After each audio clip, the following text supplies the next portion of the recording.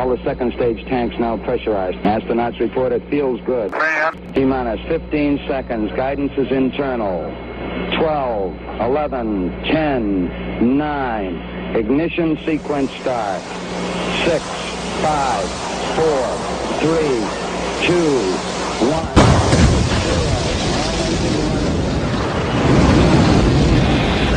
Torpedo to the jugular. This is Honey Badger Radio. Radio with Buddy.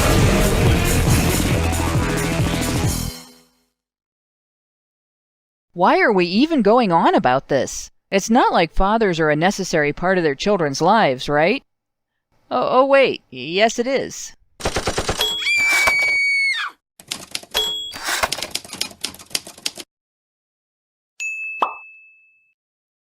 During the last few shows, we've compared the separation of migrant kids from parents who brought them across the U.S. border illegally to the separation of U.S. children from their families.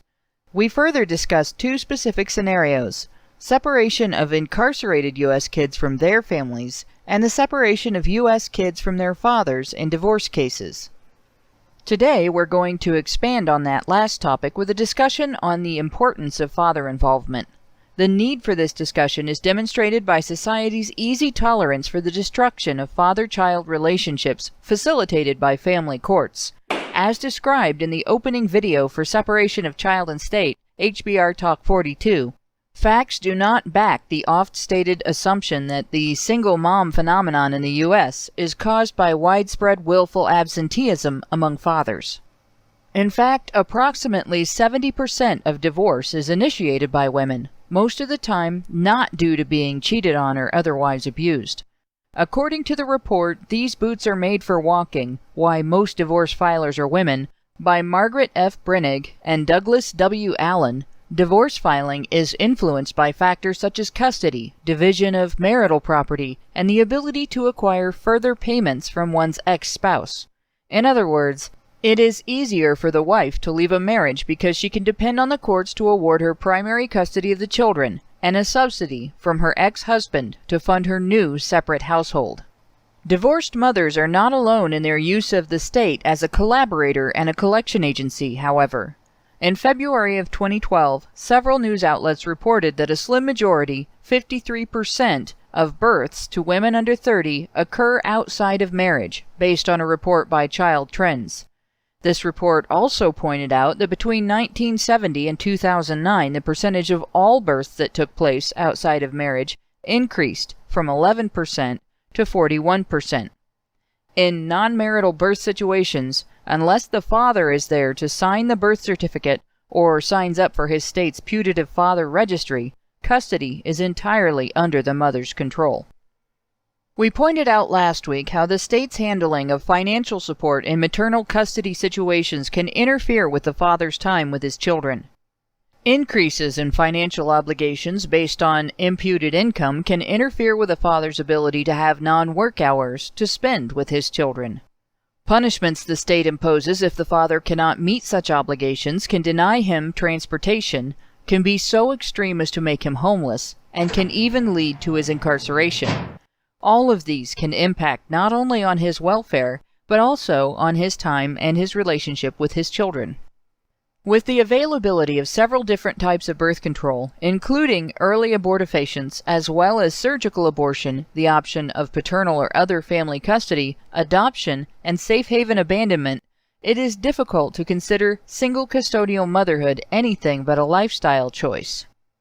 In light of that, and of divorce statistics, it is downright silly to presume fathers estranged from their children by custody situations to be willful, absentee fathers, or deadbeats.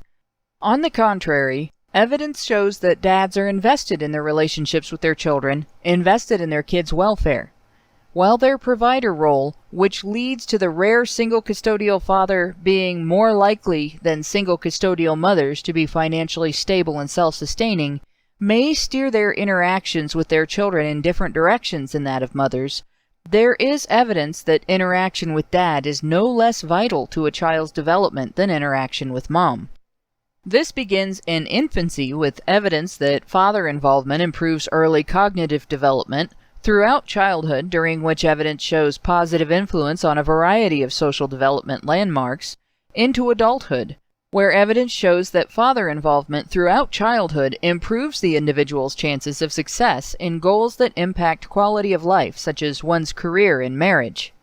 While we as a society easily recognize the importance and value of a mother's nurturing, it is, therefore, vital that we equally recognize that of father involvement, especially in the context of today's tendency to so easily cut fathers out of their children's lives.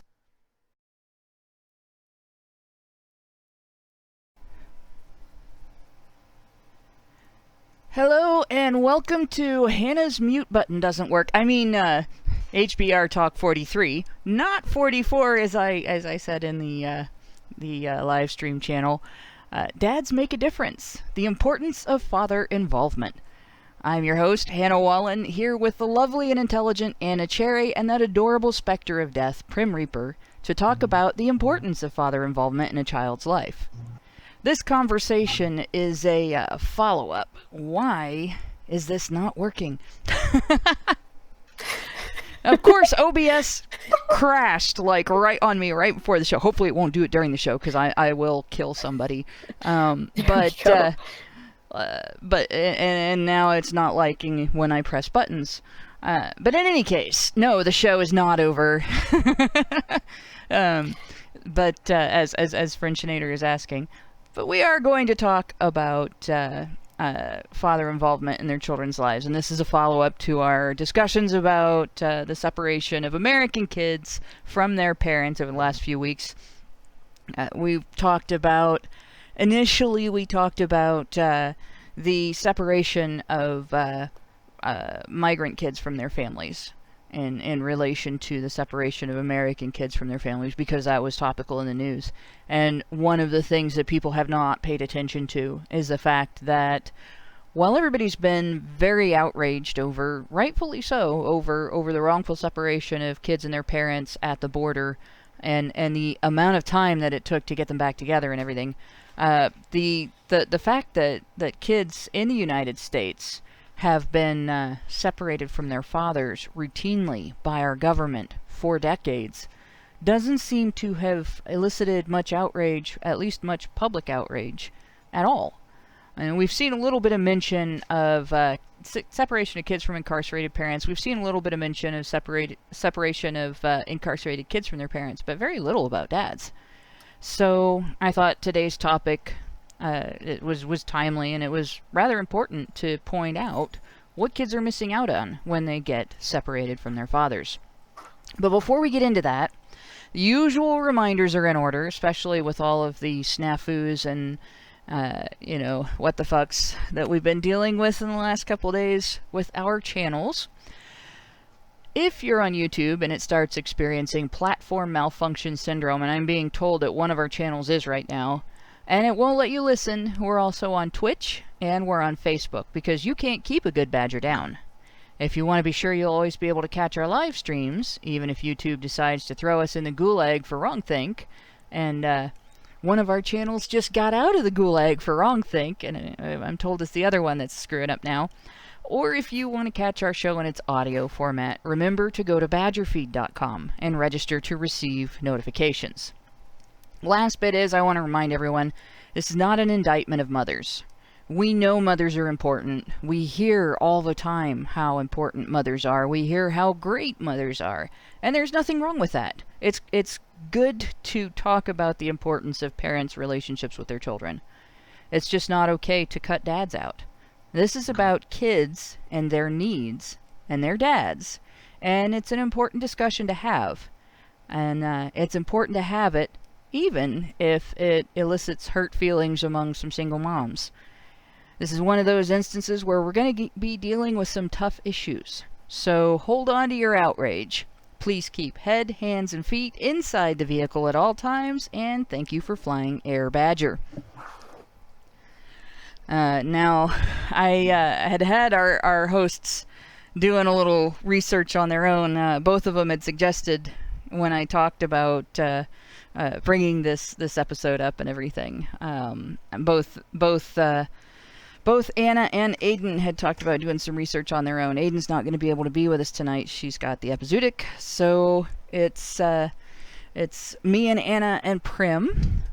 But Anna, did you have some things that you had looked into that you wanted to bring up?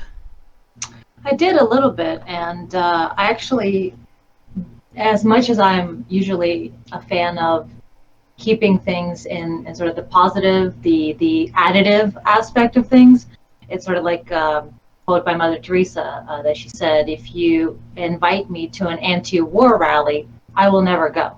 But if you invite me to a pro-peace rally, I will gladly come. So this idea of, instead of focusing on the anti, the negative, the downsides, I prefer to flip it over and just focus on the positives and sort of work at it from that angle. But as you just said, we do constantly hear about how good mothers are, how great they are, how wonderful. I mean, I was raised that way. It's like, mother and grandmother, babushka, is like, saintly, and they can do no wrong. And it's just a very, very, very common thing that we experience. We are also told by the same people, by the mothers, by the society at large, that mothers are just, nobody cares about them. They're so overlooked. They're so, just nobody takes them seriously. They're all taken for granted. It's just the worst thing ever. But if you look at actual reality, actual thing that you experience every day and throughout your life, if you look back on the ideas you're given about mothers and your own mother and how you should respect them and how you should love them and how they're long-suffering and you just should always give them everything, it's one of those things that it's a lot easier for people to give and support their mothers and look down on and disparage their fathers. It's simply the world we live in currently. You can look around you everywhere and you'll see it.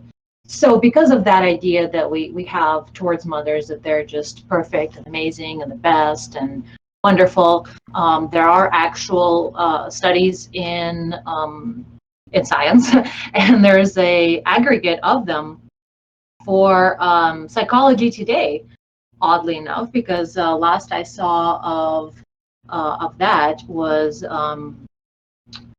they were talking about toxic masculinity and terrible stuff like that. So I'm really surprised to see Psychology Today talk about it. But it is a whole article on single mothers and children of single mothers and how they fare. So instead of sort of focusing on the positive, the additive aspects of two-parent home or what fathers add to things, I just want to bring up the Psychology Today article, for starters, that mentions single mother households specifically. They were found that, there's a National Substance Abuse Survey that looked at 22,000 adolescents, which is a huge number for a study, or a survey, I guess. Found more substance abuse among children of single mothers than two parents. And they found that there's, a larger percentage, of course, of that. And grades were also affected but this is, of course, we're looking at single mothers versus two-parent households. Unfortunately, there isn't really that much information on a single father household, which I would really like to see, because we do know that single parent households are not nearly as good as the two-parent household. You need the yin and the yang, the feminine and the masculine, and them working in harmony as a parental unit in order to have the best sort of chance at life and as a person to develop your own personhood. So we don't really know what single father households are like, but we can look at single mother households and see that those kids aren't doing very well at all. But it's hard to say if it's a single parent household versus just a mother type household. So I would definitely like to contrast this with some studies or some information about how students of male teachers or preschoolers of male teachers do, or find any single father household kind of studies. But of course, that's going to be really difficult because we have been for eons, for decades, we have been giving custody of children to mothers and completely writing off fathers and then creating deadbeat dad stories around them after forcefully separating them from their kids. So unfortunately, on one hand, I have this data that is, single mother households lead to instability in the children's lives in terms of anger, conflict, recrimination, substance abuse, and things like that. But we don't know if that's because it's a single mother or just a single parent house. So that's unfortunate aspect of that. But there's definitely evidence, and I was surprised to find it, and Psychology Today of all places, that incriminate or don't paint a single mother household with, rosy glasses and whatever, what have you. So definitely the Psychology Today article is useful for that. And then we also know that a lot of mothers are single mothers by choice. And there's an article on that in New York Post, but they don't really go into any studies about that. They just talk about that previously some studies have found that single parent households run by mothers, so single mother household, which makes it sound like it should be two mothers, so I see why they did that. Single parent mother household can make life more stressful for kids and negatively impact their behavior. So they're sort of generalizing, but they're not giving any specific information. But also New York Post talks about the detriments of a single mom household. So we're starting to see a little bit of a backlash against this idea of, a single mom is great and you can do it. And but yeah, once again, we find low self-esteem in children that are found in single-parent homes, lack of financial stability, lack of discipline, which I credit with lack of fathers, because fathers enforce an element of discipline, and poor academic performance, all sorts of things like that rely essentially on a discipline are affected by single mother households. In fact, things like substance abuse is something that can be traced to childhood trauma. So the substance abuse question is still, for me, debatable. Do these kids develop substance abuse issues because there was a traumatic divorce, because there was a separation of their family when they were young? Or is it also linked to the lack of discipline that goes with a female-minded, female-like households? It is, I don't know how common this knowledge is, but in my experience and as far as I've seen in psychology, etc., fathers have they're sort of a yin and yang. It really is a great metaphor, because the fathers, men have this more of like a rigid, structured, hard sort of thing. It's a place in which you can navigate, and once you hit a wall, it'll be a hard wall because dad has enforces discipline. But on the mother side, you have what is supposed to be soft and enveloping feminine ideas or mentality that is supposed to nourish and help grow. It's like soft, giving, fertile soil that mothers are supposed to be. However, what that ends up turning into in single parent mother-led households is that mothers do not enforce strict discipline. It is difficult for them. It is emotionally taxing for women in general, I think, because they just don't think about things in a procedural fashion. They more feel their way around things in a very multitasking, amorphous way that is different strengths and weaknesses between men and women. We all know this. But the fact that mothers have a lack of this discipline, this hardness, this consequence or action and consequence, immediate sort of punishment, which is what discipline is. It's enforcing boundaries, it's punishing when it's supposed to, it's giving love when it's supposed to. And a lot of times single parent mother-led households end up being a little too chaotic for that. And as I mentioned in the previous show, what ends up happening is a person or a mother will allow transgressions until she's emotionally fed up, and then she will lash out in a punishment fashion. And that actually leads to complete confusion about the world and how things work and how reality works. There's a difference between how people work and how reality works. And if you enforce discipline in kids, and if you show them what boundaries are there, they will understand that there are consequences to your actions, that things have an effect to them. But if you have somebody who doesn't discipline, you will just know that, oh, well, all the world, all of reality is only based on my emotions and those emotions of people around me. So because of that, that leads to complete inability to function as a human in a healthy capacity. And so we see poor academic performance, a lack of financial security, which I contribute to lack of discipline, a lack of actual discipline, substance abuse, all these things that stem from this very basic aspect of discipline. And I was someone who was physically punished, not that often, but there was corporal punishment over huge transgressions, and that happened like 2 or 3 times in my life. And my grandfather gave me those punishments, and they were very painful, and they left welts, and I fucking hated them, but I love my grandfather. I love him so much. He's an amazing person. He's always been, helping me and teaching me. And then he would get, frustrated or angry or, would tell me to stop if I was transgressing. So that sort of element of having a boundary, having someone who says, who does enforce discipline. Yeah, you may not like it in the moment. It may hurt. It may make you feel bad. But if it's done properly, where you know that you're still loved in general and you're being punished specifically for that transgression, which is what discipline does, then I think discipline's like the greatest fucking thing that can be done to a human being to help them. But unfortunately, too often, discipline ends up being just getting mad at them and punishing them whenever. And that's what we see with single mother households and just people who aren't necessarily super masculine minded. And that leads to fucking hella problems.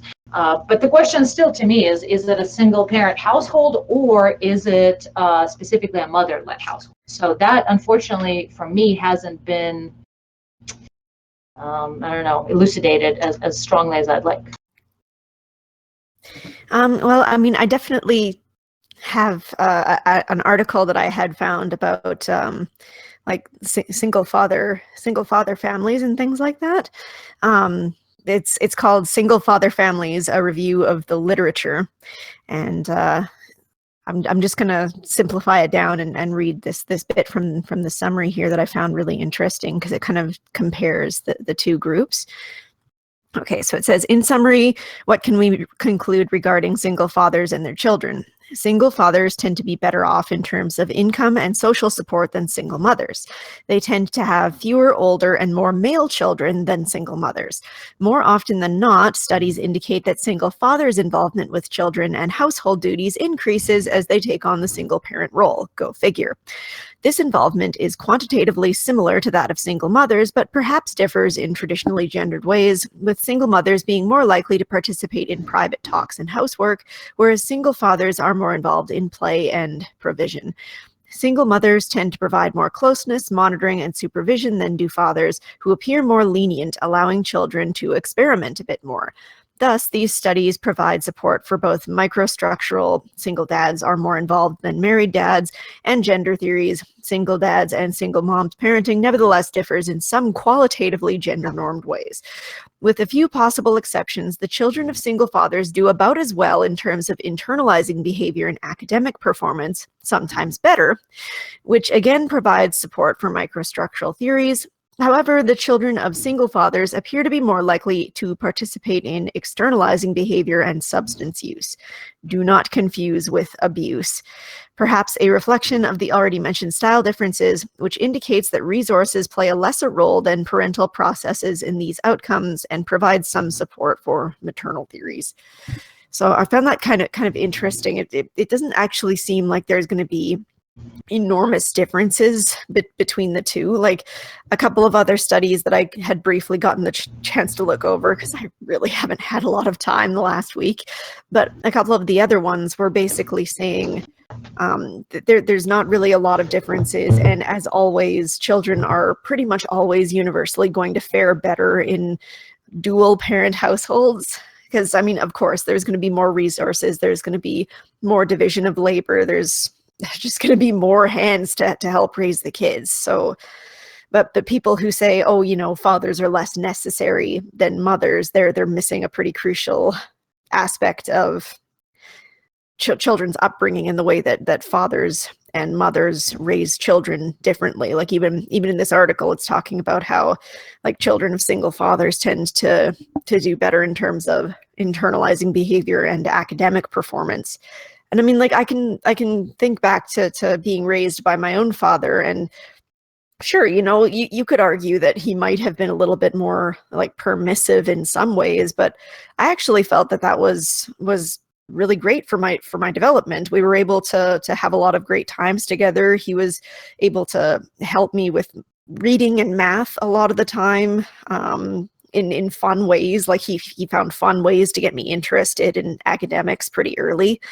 So like I can totally agree with the outcomes of this article. I'm basically living proof of that. Except, I mean, I'm not exactly largely prone to externalizing behavior, but that's okay. But yeah, there was actually a second article that I found that was talking about children's socialization experiences as a result of simply having their father available, like compared with single mother households. So I'm just going to read this first little bit here because I don't want to talk all your guys' ear off for 3 hours.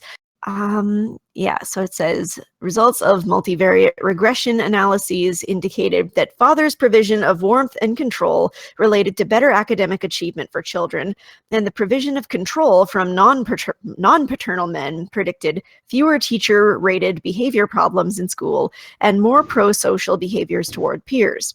These relations were moderated by children's gender, race, and maternal marital history. Girls and Black children were more positively affected by relations with fathers and father figures than were boys and white children. And divorced fathers were more influential in children's achievement than never married fathers. Implications of the findings for social policy and intervention efforts are thus discussed. But yeah, it's just really interesting to see how even non-paternal fathers, like father figures, I have heard of like groups of positive male figures going to schools, like underprivileged schools where children might be more likely to have single mother households, and how that can make a huge positive difference in the way that children behave. They can have better mentors, better role models. They can have better examples to learn from than perhaps like gangs or other things that you might see in really poor neighborhoods. So yeah, it's great to see how not only are fathers really important, but even just like male role models in general can have a big difference. And we're talking specifically male role models for boys, right? For which, sorry? For boys?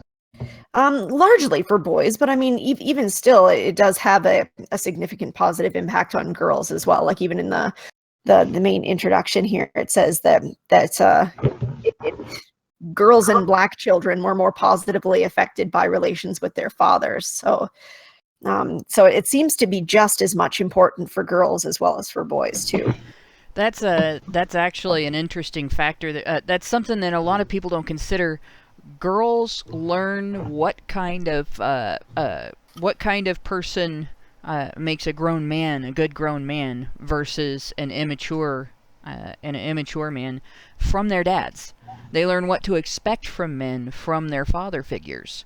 And so if they are denied father figures, they become kind of clueless in terms of, what should I look for in a future partner? What should I expect from the men that I work with? How should I behave toward grown men when I am a grown woman? You have these things that come up in your life, and your only way of navigating those social situations is learning from the adults in your life when you are a kid. So this is one of those things that it's pretty clear. The same thing would happen, I think, with boys and their mothers. So if you have boys raised in a single father household, they may end up lacking some of the essential socialization that they need if they don't have a mother figure in their lives to learn how to handle female behavior. And especially female behavior that is uniquely female, and that the only way they can learn to understand it is to grow up around adult females. And it's the other thing is, again, learning the difference between a female who behaves at like a mature adult woman as opposed to somebody with no accountability and somebody with no capability of controlling herself or no inclination to control herself. And that would lead into boys and girls growing up without the opposite sex parent having difficulty forming successful life partner type relationships. And, which would then go on to, cause more single parent households. Exactly.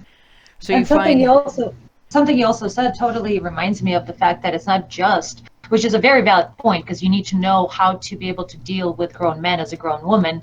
And you need a good example of the same sex as you in order, because there's just something weirdly psychological about that seeing a woman behave a particular way for a girl is important in a way how she will behave herself, and same for a boy. However, there's another aspect which leads to this single parent household, is that the relationship between parents, between two people, between a man and a woman. That is also really, really important to think about, because that will also inform a woman or a man how to deal with the opposite gender based on what they grew up seeing. And I think this affects girls a little more. They sort of, I feel like girls are a little more in tune with the social world, and they pick up a lot more of their lessons from the way people interact with each other. While boys are a little more in general on the autistic side, and they figure out more how tools work, how things work with the machines, etc., how they work with each other. But because of that, I think it's especially important to have a example of a loving relationship in which the husband is respected by the wife and vice versa, and where a woman's respected for her supportive role while she gives support to her husband and he is respected for his role. I think that is crucial for kids to see, and that is another aspect that is missing. It's not just a role model that they don't have and somebody to model themselves after and how knowing how to behave in the future, but it's specifically about the relation between men and women that they're learning as well when they're growing up. And that can have some pretty strong effects depending on what they end up observing.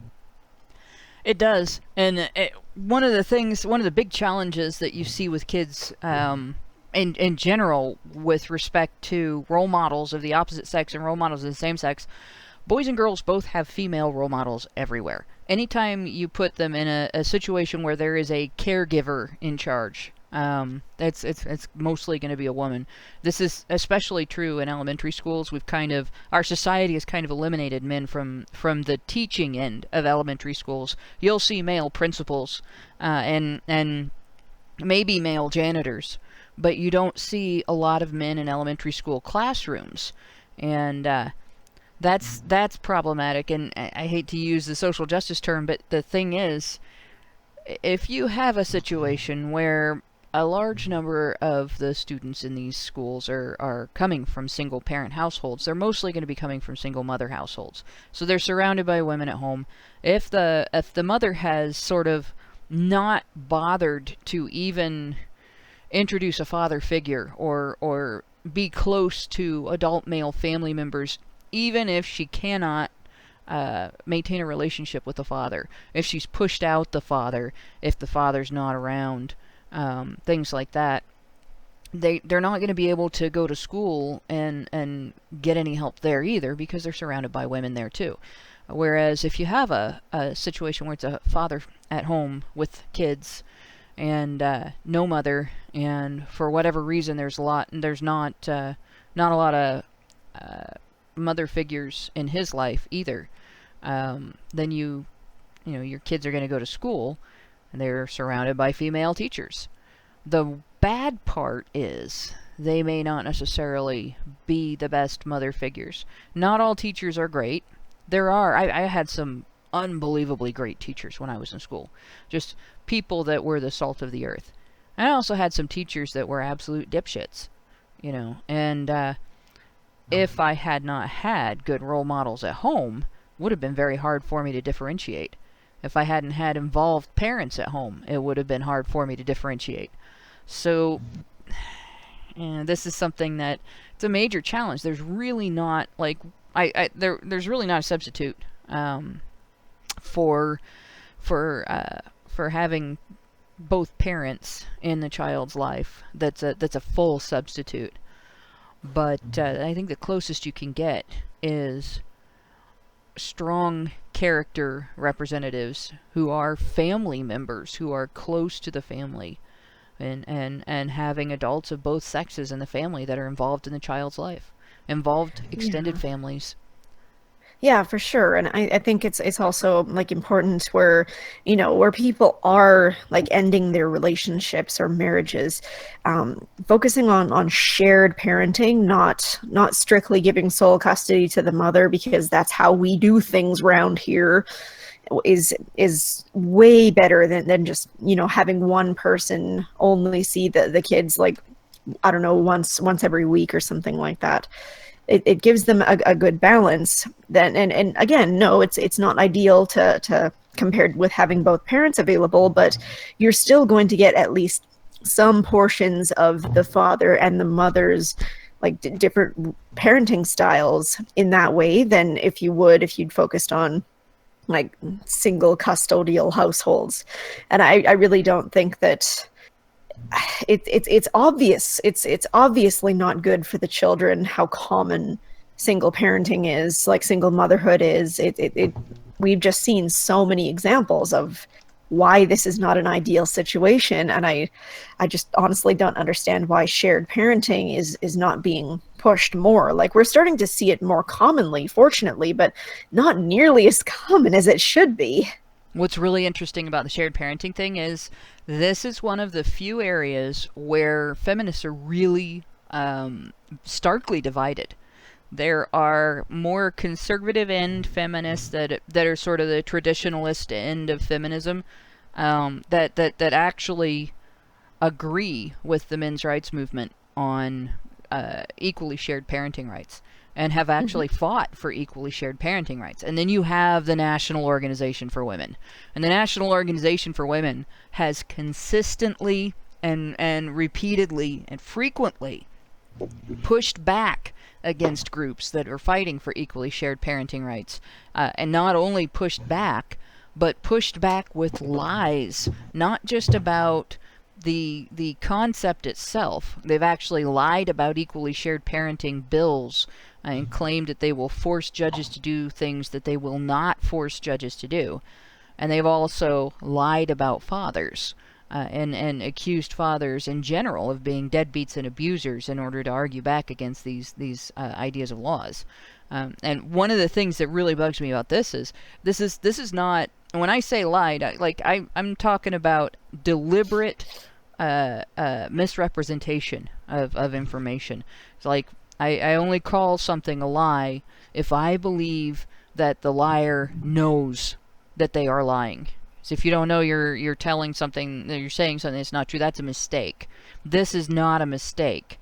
There's significant research and there's plenty of information out there that demonstrates that fathers are invested in their children's welfare and that they strive to do what's best for their children.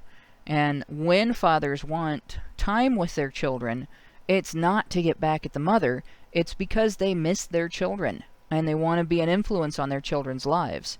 And yet the National Organization for Women portrays them as men who are using their children, using their time with their children to abuse the mother, and men who are using their time with their children to get out of child support payments and so on.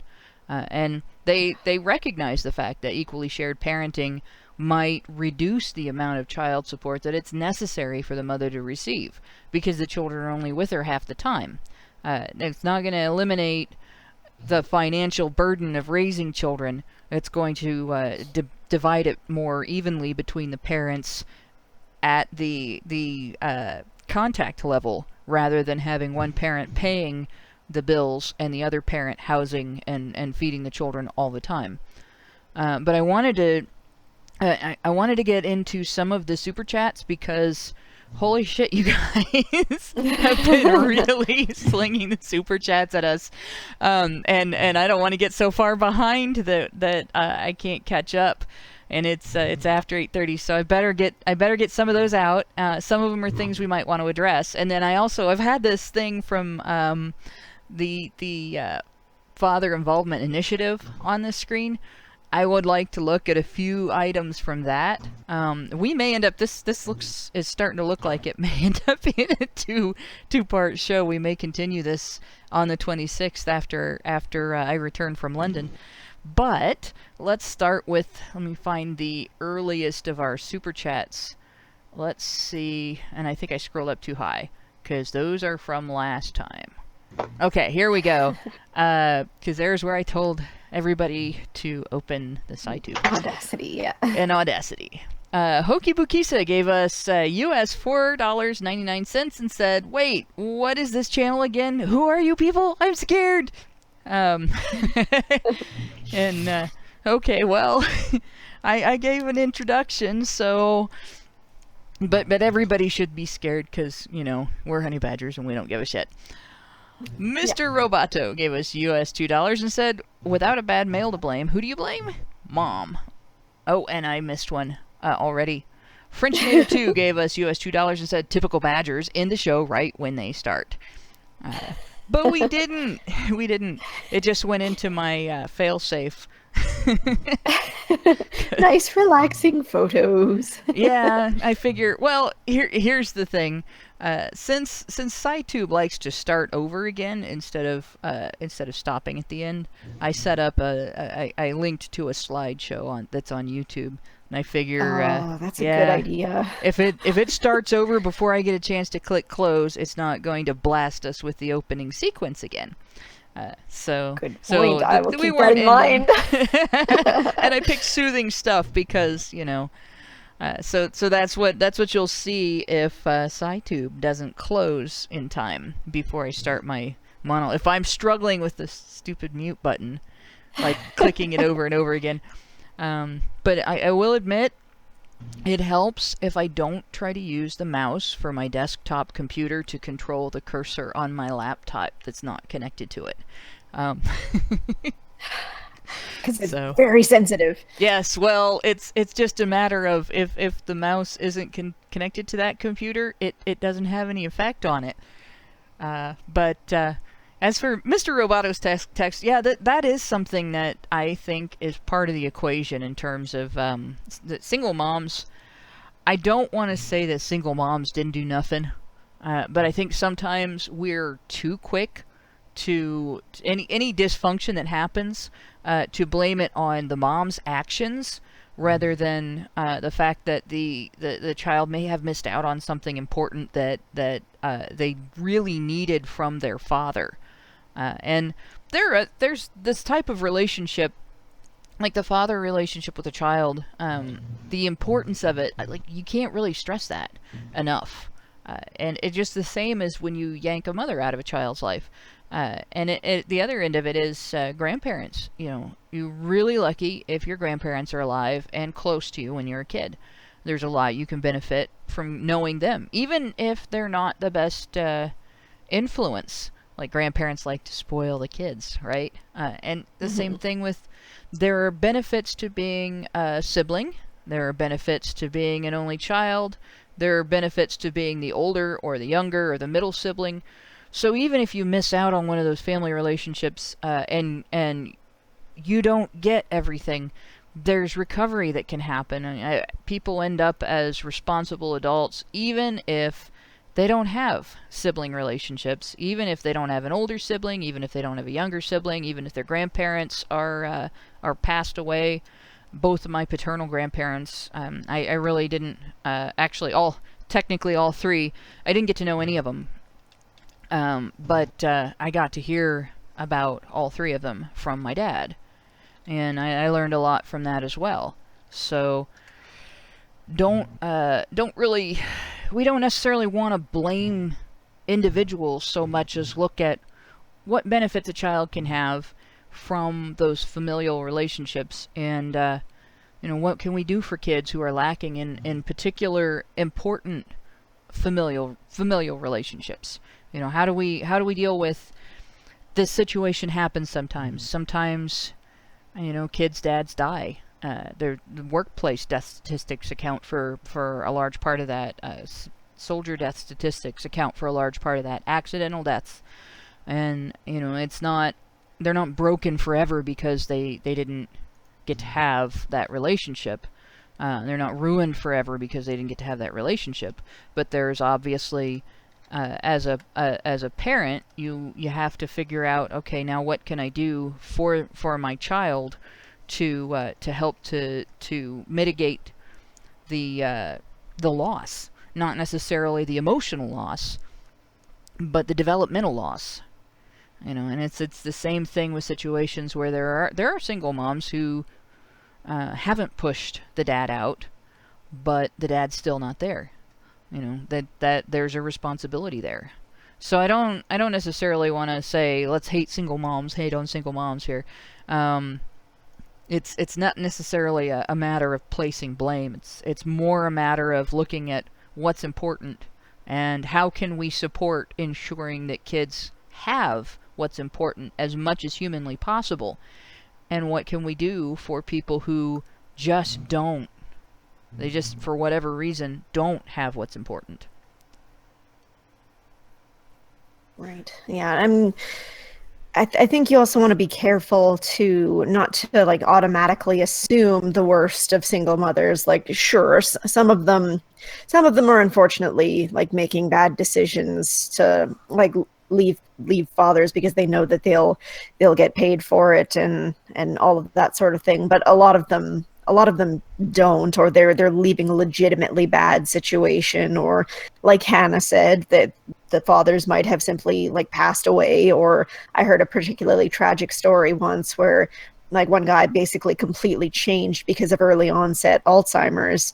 And when that sort of situation happens, like it can be a really, really trying situation, and sometimes even dangerous, and sometimes people can want to get out of those scenarios, right? So also, I think that a lot of it has to do with I definitely wouldn't blame individuals in that sense, because a lot of times all we're doing is we're trying to live in a society based on the rules that the people decided are the rules in that society. And I don't mean like the hard law rules. I mean, where are you going to get social support? Saying what thing, presenting yourself as what kind of person, or on what rung of the social ladder. What is the social, I don't know, like a formula? What is the formula that will give you the most support from other people, the most gain, the most, that is just the way humans work, the way animals work, the way primates, all of us work. It is a basic exchange. At the basics of it, it is an exchange of energy. How much am I going to put into something, and how much am I going to get back? Because everything in the end in biology comes down to that ATP calculation in the end. How much energy are you taking in, and how much are you putting out? So we are wired to think about things in a way that will benefit us.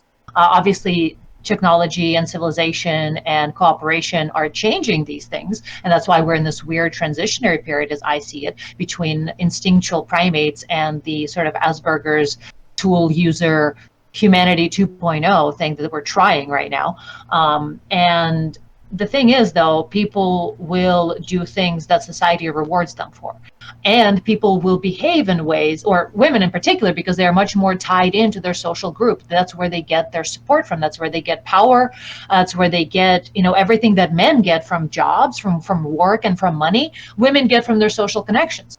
And so they will naturally, we all naturally sort of think, what is the thing that's going to get me the most support, the most respect, the most empathy, the most anything, sympathy from other humans, and also what are the rules of the society. And so, like you said earlier, the WHO, the Women's Health Organization, if you think feminists or groups of feminists are not actively trying to stop men from having custody over their kids, you are sadly and sorely mistaken, because they are. The World Health Organization, as Hannah mentioned, directly and actively interferes with legislature, and does it by, not necessarily the best means.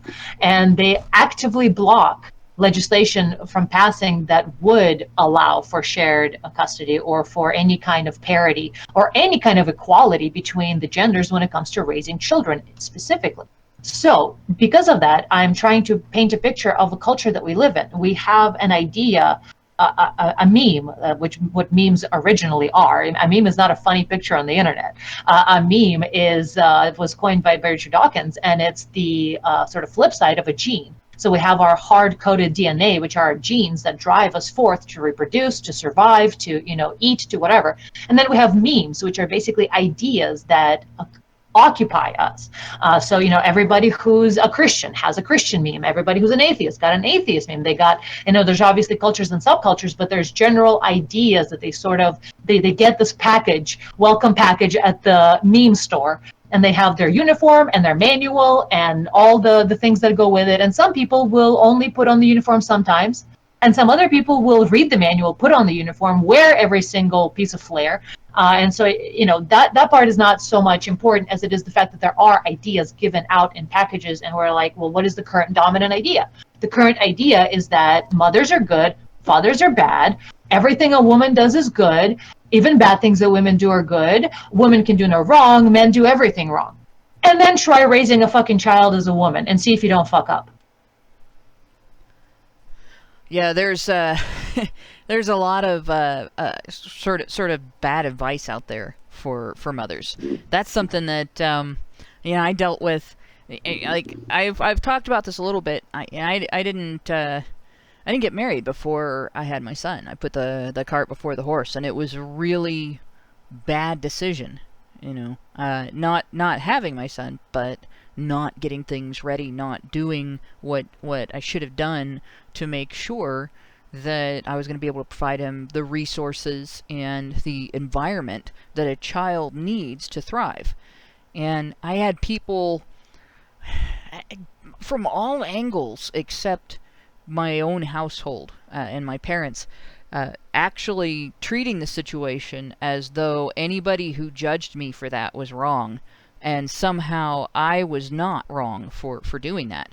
And the fact is I was, and that it took knowing that myself and figuring out, all right, so I've created this situation, and it's a bad situation for the kids. And what can I personally do to mitigate the potential damage that I have done to my children by making this bad decision?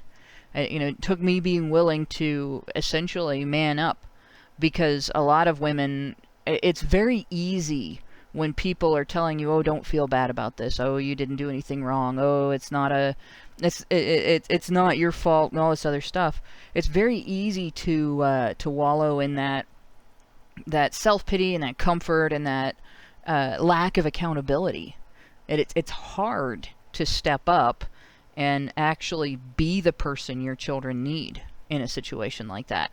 So I imagine a lot of women didn't grow up in the situation I grew up in, where I had that accountability taught to me by my parents as I was growing up, and especially in a lot of ways by my dad. I think a lot of women who don't get that, especially if they grow up in a household with a single parent who's struggling financially, who maybe is at work a lot of the time, who maybe is dealing with the fact that being a single parent without a lot of support takes a lot of energy and prevents you from dedicating as much energy to your children directly, that they may not have gotten that guidance. And I can see how being raised in a single parent household and in a society that wants to point the finger everywhere when single mother households fail, except at single moms, that would be the easiest route for them to take. Well, this is what my mother did, and I'm okay, even though they're not, and nobody is judging my mother, so I'm going to do this too. Or I don't have to work hard to fix things because this is not a problem now that I've done it.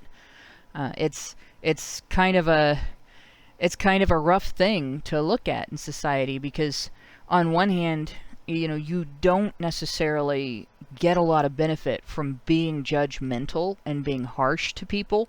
It's more important to support recovery than it is to point the finger and say, you're bad and what you did is bad and your house is bad and your lifestyle's bad and shame on you. It doesn't work. But at the other end, it's very difficult to provide that support without having some degree of judgment involved, because you can't really have accountability without judgment. It's just that a lot of that judgment has to come from the inside. One of the things that society has to, and this is very hard, but one of the things that society has to learn how to do is to support self-judgment and recovery rather than provide a host of excuses and try to make people feel better when a wrong path you walk down is going to impact your whole family. I'm going to go on to the next one. We have Clem Elwin gave us £5 and said, human sacrifice, dogs and cats living together, mass hysteria. And thank you for the Ghostbusters reference. Frenchinator 2 gave us US $5 and said, what about single parent households and learned helplessness? Is that the person's personality or the personality from environment? That, I think I just kind of, I kind of answered that with what I just said, a lot of it. It's both, to a degree. I mean, you start out with a tendency to, as a child, because you are helpless as a kid, you tend to look for rescue rather than look for, you know, your ways to take care of things yourself. So that learned helplessness is more not learning self-reliance at that age. But like everything else I said in relation to that.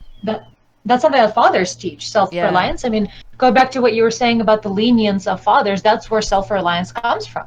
It comes from letting the child do the thing, and then if they fail, they will either learn from it, or you can teach them if they did something wrong. But either way, you do need that bit of a leeway in order to learn self-reliance, but also be there for them and catch them when they fall and be there to explain what they did wrong. But you do need that leeway in the first place. Yeah, Dad is the one that basically takes the training wheels off the bike and lets go when you're riding, and then tells you afterwards, hey, you rode this far by yourself. I wasn't holding on, you know, and you figure out, I can do this. That was something that was really hard for my dad. It was harder for my mom. The thing that they had to do was let me engage in an activity that was going to be not just challenging, but painful. And I was going to have an asthma attack at the end of it every single time. And that, my dad was there for it every single time. My dad was there to catch me when I was going to pass out because I wasn't breathing every single time I finished a cross-country race. And my mom, it was so hard for her. She could not watch me run. She couldn't hack it. And that was kind of the difference between the feminine and the masculine there. Mom's heartstrings were so pulled. Wait, who's playing music? That's like the perfect music. I think the hand of God came down. But Mom's heartstrings were so pulled, she would want to stop me and comfort me instead. And there are times when that's the worst thing you can do, is comfort your child, even though you know, like, what's happening right in front of you is just tearing your heart out. And Dad had the toughness to let me deal with it. And Mom had the toughness to stay home. And that was as much as she could do at that point. But I'm gonna keep going on because holy shit, we keep getting more and more, and we have a lot here. Yeah. Let's see. The next one was Hoki Bukisa, gave us US $4.99 and said, any stats on welfare households versus taxpayer households? Many maybe dependents can be learned. Now this I actually have some rudimentary stats on. This is not necessarily like this. There's not a conclusion necessarily, or at least a major conclusion you can draw from this. But I have some American stats, and this is from the 2011 census. That I ended up posting this on my blog. And the first thing to know is 85.3% of all custodial parents are mothers. Only 14.7% are fathers, according to that year of census. Now, there's been some census taking since then. There may be updated information, and I haven't looked into it. So what I have is from 2011, but I think it's pretty standard. There may be more single fathers at this point because there's been more of a trend toward equally shared parenting, and there's been more of a trend towards awarding custody to fathers in certain situations. So don't count on that stat being quite as low. I think it's actually gone up. I think the last thing I've seen is around 15 to 18%. So it's broken at least 15%. But going on, 80.7% of all custodial single fathers are at or above the poverty level. 19.3% are below.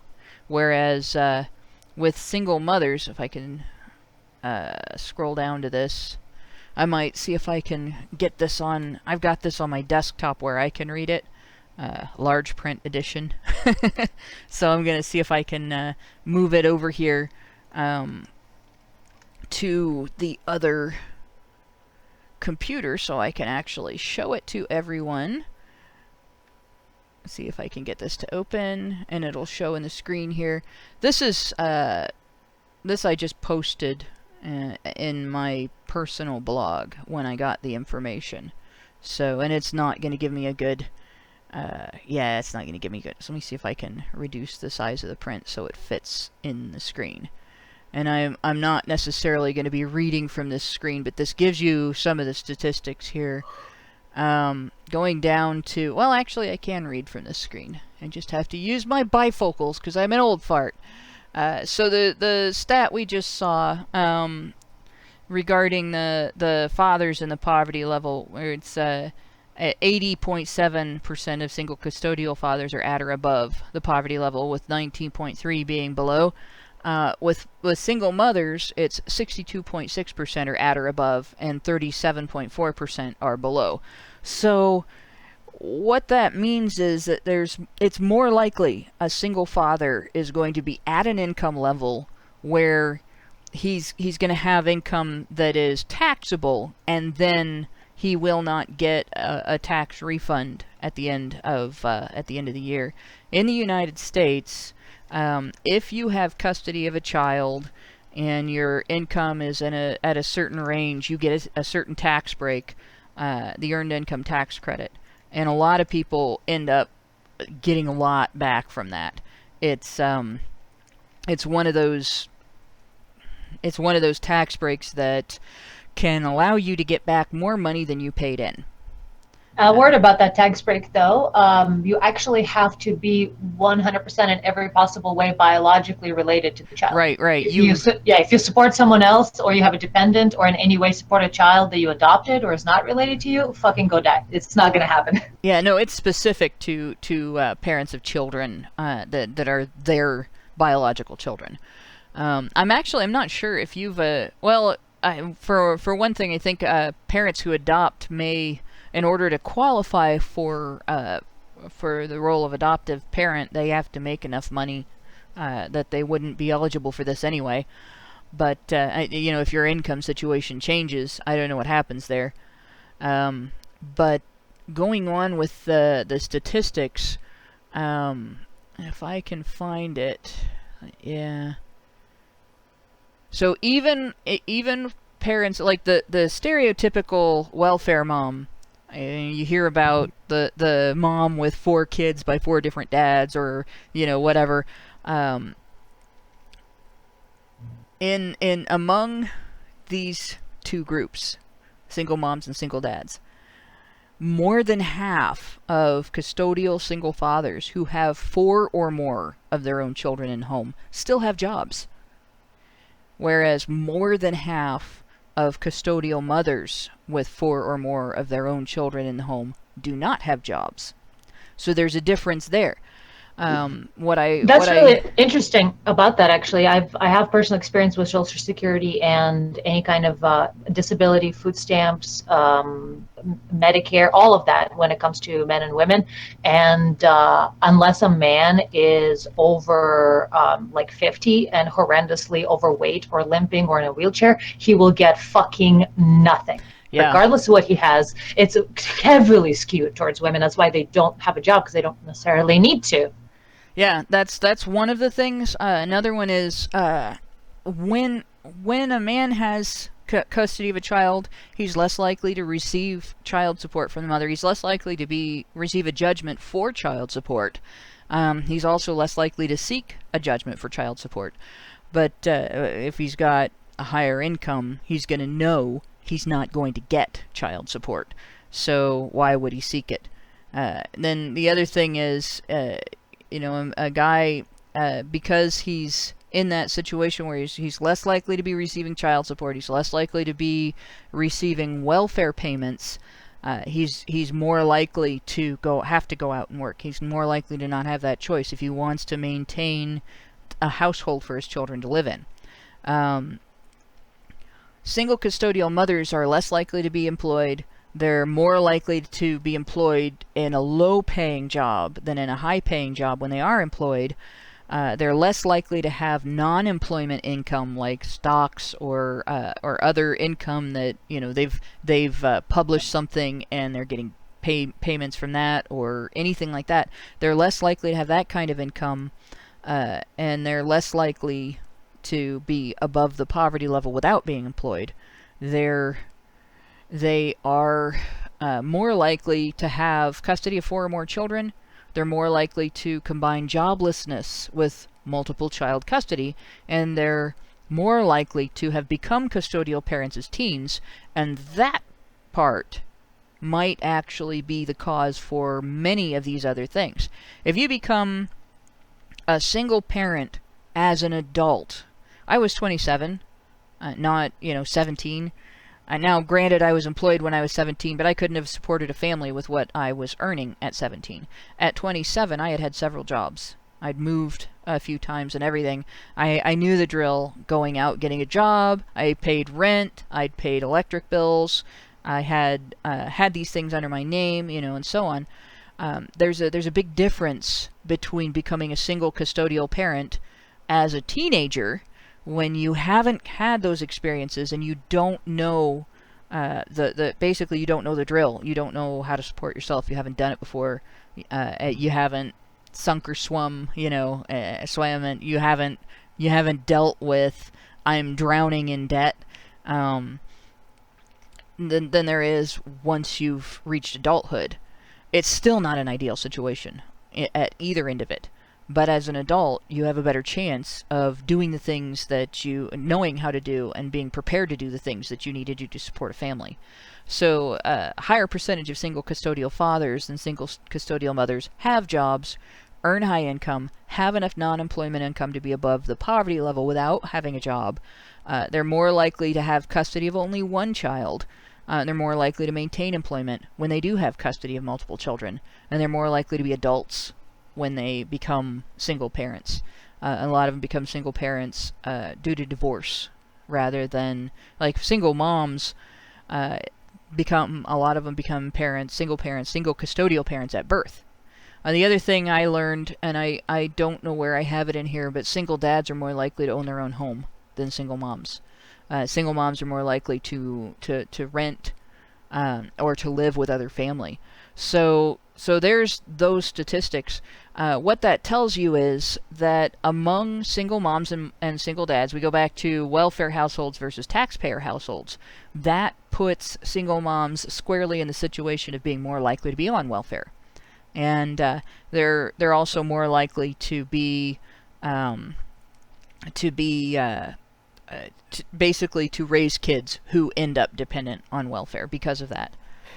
You just know that somebody's going to twist your words there, what you just said, and be like, well, that's because mothers are more likely to get paid less because of the wage gap and all these other excuses. And so they're just going to use this as an excuse that we need to help support single mothers even more than we already do. Don't you see? It's a systemic injustice. Yeah, I would say this is a reason that we need to help support teenagers in their choice to remain celibate until adulthood. This isn't to say abstinence only sex education, but abstinence inclusive sex education is vital. This is something that you need to teach kids a few things about abstinence, simply because there are a host of sexually transmitted diseases that are not stopped by condoms. Some of them are really nasty. Some of them can cause cancer. This is stuff that you should say bluntly to your kids. This isn't stuff that you should sugarcoat, ever. They need to know, because, hell, a quarter of the population of the United States has sexually transmitted diseases. There are other countries where it's worse. So they're in an environment where it's not just something fun to do. It's dangerous. It's like texting and driving. It's actually something that could be deadly, and it's also something that could lead to some degree of misery. And it's not necessarily It's not necessarily something that you want to scare them to death, you know. Of course. But you do want your kids to know this isn't just something to do lightly. At the other end of it, you know, you still got to teach them about birth control. It's important. But in any case, we're going to go on. We keep getting more super chats as I'm talking. Yeah. Frank Tomeo said, I looked for examples outside of the home. He gave us Canadian, $2 Canadian. Said, I looked for examples outside the home. And I believe he's talking about father figures, maybe mother figures. Yeah. But this is a good thing. And this is advice, you know, if you grew up with a single parent, particularly a single mom, and you're completely denied father figures in your life, you know, you look to the men around you who are not just successful, but happy. Successful and happy. Because there are men who are successful and miserable. And it's not necessarily the best example to look to somebody who has a lot of money and is going to die of a heart attack by the time he's 50. But definitely look to the people around you of the gender that you don't have a mentor in. And see how they're living and see how they make their decisions. And if you have people that you can be close to, that you can ask for advice and things about how they have attained their happiness and how they've made successful relationships and how they've found happiness in their career and things like that. Ask them. And people like to talk about themselves, and it's a compliment to hear you're doing really well. How did you get where you are? You know, so it is good to look for outside mentorship. I wouldn't go around nagging people, but but definitely look for mentors among people you're close to, people that you know, that you've gotten to know, that are happy and successful. Joey Jojo gave us US $5 and says, I feel screwed over because I never had a father, nor have I had any good male role models that were not fictional. It's a wonder why I hate being male. And this is a hard one to deal with. And I think the advice I just gave kind of helps a little with that. But again, you have to get close to people for that. Don't think that fictional role models are of no value. A lot of times, the real role model behind the fictional role model is the writer's mind. I'll give you a good example. We were just talking on Tuesday. It's actually, this is so upsetting. I can't think of the... I just completely lost my train of thought. Uh-oh. Oh. Okay, so... Everybody has heard, I know exactly what I was going to say, everybody's heard the phrase, with great power comes great responsibility. And I'm sure both of my co-hosts could say where it came from. Well, I mean, I heard it in Spider-Man. Whether it came from that, I'm not sure. Right. I think it did. Right, and that's where I heard it. That's the first place I ever heard it. And in fact, growing up watching the 1965, I think it is, cartoon. Yeah, me too, actually. You know, thanks to my dad. Yeah, and this, well, it was like they played it. On it wasn't Cartoon Network back then. It was just regular television, you had cartoons on Saturday mornings. You had after school cartoons. You know, and so on. But Spider-Man isn't the role model. I mean, Spider-Man is the face. Spider-Man is the mask of the role model. The role model is Stan Lee. You know, one of the things, the thing that's upsetting is what's going on with Stan Lee right now. You know, makes me want to punch holes in walls. Of all the people to be in a situation of potential elder abuse, as Spider-Man was probably the superhero that I would say had the most influence of any fictional character on my attitude, besides maybe the Incredible Hulk, who I had a struggle with temper. There was a fictional character that had a struggle with temper, and I watched, you know, this character struggle and fail and get back up and try again, over and over again. Every time I made a mistake, every time I said something shitty to somebody who didn't deserve it, because I was a little bitch, honestly. And then afterwards, I was like, God, I was being a little bitch. That was wrong, and now somebody's hurt, and it's my fault. I could get back up and try again. Between those two characters, they're not real people. There's no real Spider-Man. There's no real Incredible Hulk. But the mind that creates those characters is providing a message about character, your personal character, and how you develop your character, and what is strength of character, and so on. So it's not bad to look to fictional characters that are admirable. You just can't make them the only source you have on how to be an adult. I do recommend trying to get closer to closer as a friend, as a participant in activities or whatever, to other adult men who are happy, who are independent, who are successful, who are in good relationships, who basically have demonstrated that they're doing well, and learn from them. It's the best thing that you can do in a situation where you haven't had what a kid is supposed to grow up with. Going on to Mr. Roboto gave us US $2 and said now they learn it from feminism thanks to politics. Yeah, that is actually a tragedy, in my opinion. I think that's exactly the opposite of what needs to happen. We have Frank Tomeo gave us $2 Canadian, said lots of female role models in schools, Hannah. And I think I pointed that out too. I might have noticed that out of the corner of my eye, and that's what influenced me thinking about it. I'm going to credit Frank with inspiring the previous rant, because that's probably what happened. Which I do is a shame, because I mean I had lots of male teachers growing up, and some of them were my favorite teachers out of all the teachers that I had. I really appreciated the different way they taught relative to female teachers, and it's just kind of a shame that it seems like a lot of the male teachers are getting actively pushed out. Yeah, it is. It's really bad, actually, because kids need good male role models at every point in their lives.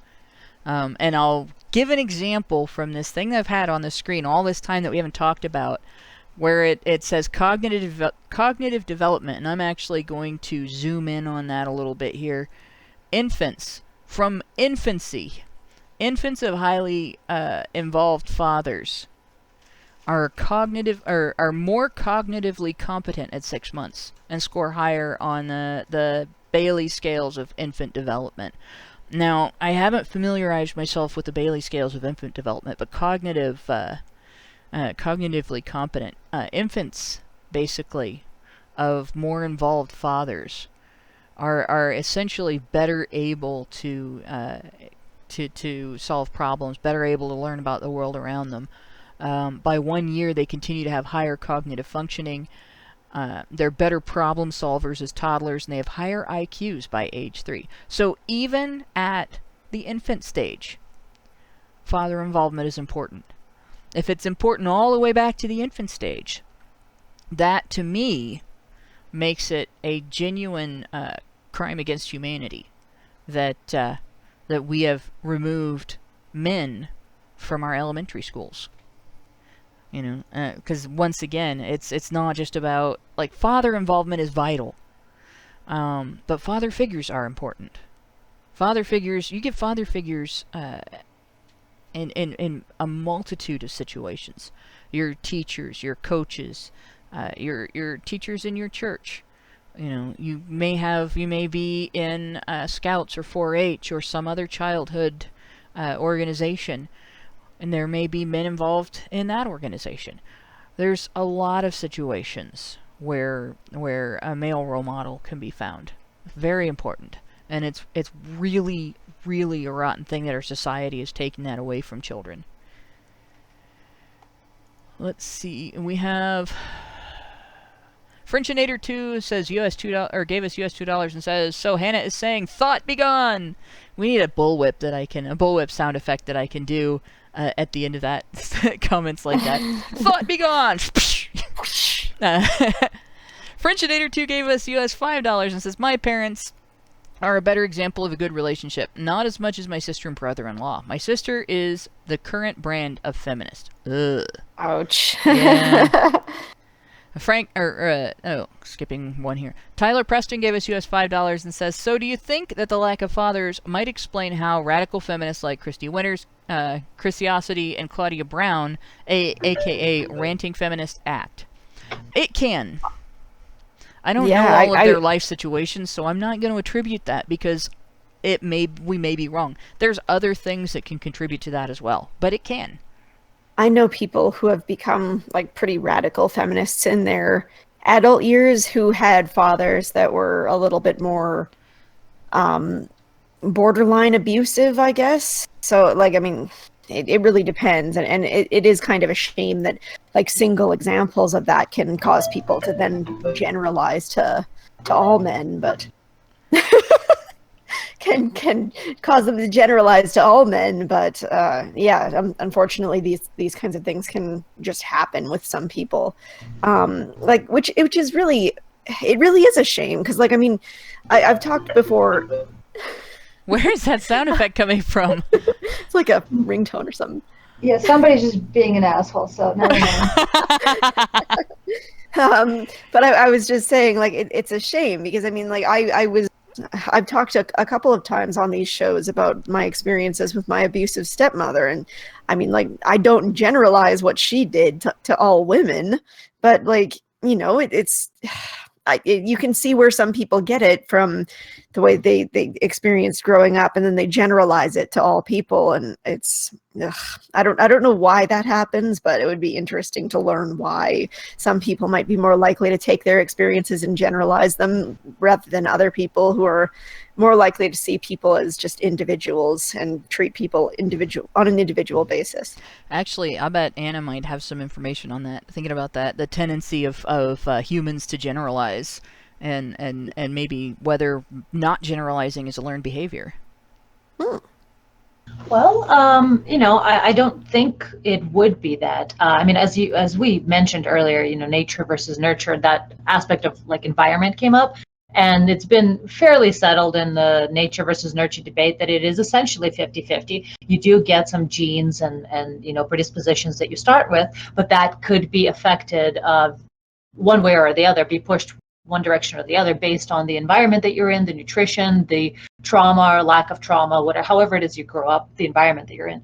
So that all aside, though, I think the way we are as humans or primates or animals or whatever, in general, the way the brains work really is about finding patterns and making things easier for themselves. So once again, we're back to that energy equation. And so a lot of times, if you're not practiced in meditative, focused type thinking and solving problems and spending a really long time just, focusing on a math problem or something. And so if we don't have that built into our culture, unlike some other cultures do, like Asian cultures or some other, I'm sure, Nordic places, or who knows, there are other cultures that place a lot of emphasis on sort of deep thinking, focused learning for their kids.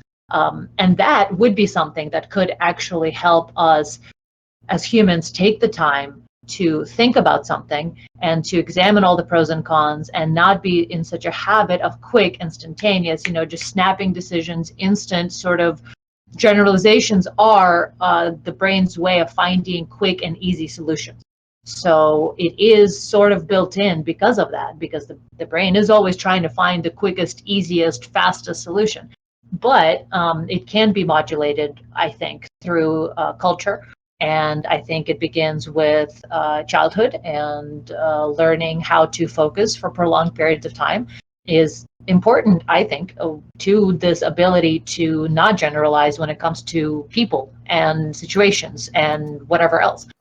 However, we live in a culture that is the exact opposite of that. Everything is condensed to 3 minutes or less.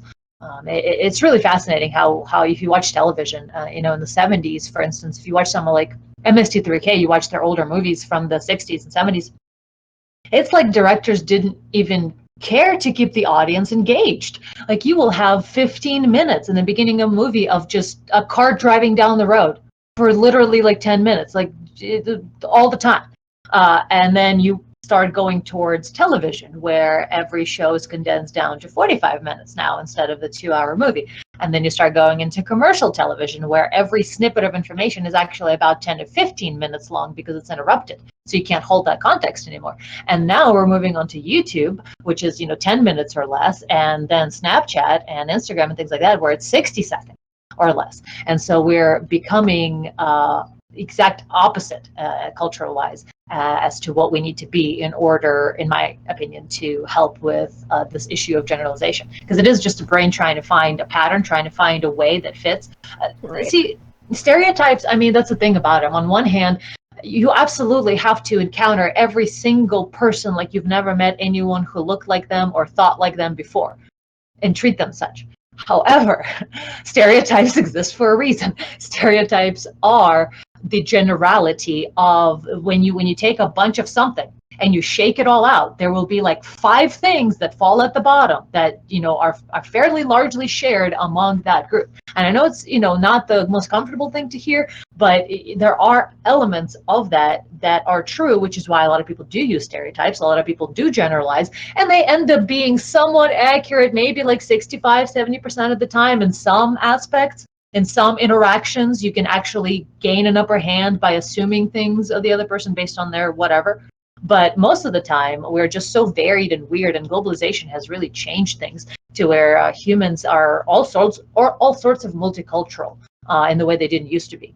But still, to the end of it all, stereotypes are there because our brain tries to find patterns, tries to find ways to make the world make sense in order to expedite things for itself and expend less energy. And so that's, I think, where generalization comes from. So Makes it really is just a mix of nature and nurture, depending on how you end up like in that position of whether you generalize your experience to all of the opposite sex, or whether you figure out that maybe there was one that was close to you that behaved a certain way, but it's not necessarily common to the rest. That is something that's another aspect of dealing with single parent households, where you may find some people who are raised in a more dysfunctional single parent household holding disdain for the opposite sex, particularly if you have a parent who alienated and disparaged the other parent. And you constantly hear that your father was bad. You constantly hear that your father was a piece of shit. You may start thinking, well, maybe that's men are pieces of shit. And it's a really rough thing for boys, because then they grow up thinking, I'm a boy, and boys grow up to be men, and men are pieces of shit. And it would be the same thing in a household where the mother's gone and the father disparages her, and a daughter is raised that way. Whereas with the opposite sex, you may find the child growing up to be an abusive partner because they think of the opposite sex as pieces of shit, and or as inferior. So like it's really a hard thing, but you kind of have to learn not to make those generalizations. And as an adult, you still can. It's harder to learn as an adult than as a kid, but you still can. We have the next one is Frank Tomeo. Gave us US $5. Sorry, I'm whistling at everybody. Tooth issues. But Frank Tomeo gave us US $5. No, I think y'all are all sexy. Every person in the listening audience, and our my co-hosts, everybody's sexy. That's why I'm whistling. But Frank Tomeo gave us US $5 and said, if you have crappy parents at home, it's easy to differentiate. I figured that out by the time I was 5. I wish I could say something that would make that better. The only thing I can do is say that it really sucks that this happens, and it's nobody that's gone through it is alone. You're alone. You feel alone at home, and you're alone in that sense that